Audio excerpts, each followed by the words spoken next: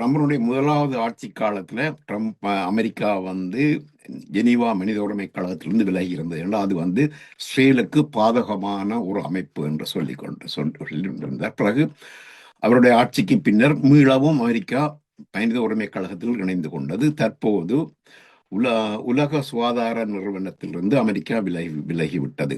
அந்த சென்ற ட்ரம்புடைய ஆட்சி காலத்தில் உலக சுகாதார நிறுவனத்தினுடையுடன் அமெரிக்காவுக்கு பெரும் பிளவு ஏற்பட்டிருந்தது. அப்போது உலக சுகாதார நிறுவனம் சீனாவுடைய கைப்பொம்மையாக இருப்பது போல காட்டிக்கொண்டார்கள்.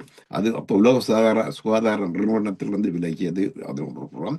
மற்றது அவர்கள் இந்த தடவை ட்ரம்ப் இதுவரை ஜெனீவா மனித உரிமை கழகம் தொடர்பாக பெரிய ஒரு கருத்தையும் தெரிவிக்கவில்லை. ஆனால் பன்னாட்டு நீதி அமைப்புகள் இருந்து சட்ட அமைப்புகள் தாங்கள் விலகுவதாக அவர்கள் விலகுவோம் என்று கூட அவர்கள் தகவல் வெளியிட்டிருந்தார்கள்.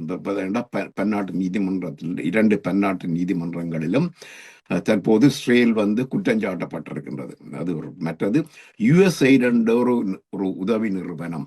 அது வந்து மேல பல்வேறு அமெரிக்காவினுடைய கேந்திரோபாய நலன்களை முன்னெடுப்பதற்காக தான் செய்யப்பட்டது.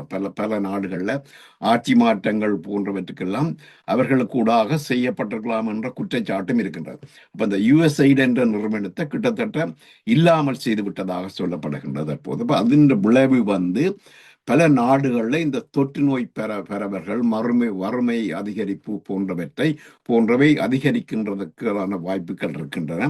அப்ப ஆப்பிரிக்க நாடுகள், பல ஆசிய நாடுகள்ல, இன்க்ளூடிங் இந்தியா உட்பட பல நாடுகள்ல இந்த யுஎஸ்எய்டு செய்கின்ற அந்த சேவைகள் யாவும் மக்களுக்கு பெரிய இழப்பாக இருக்கும். வறிய மக்களுக்கும் நோயாளி மக்களுக்கும் பெரிய இழப்பாகத்தான் இருக்கும்.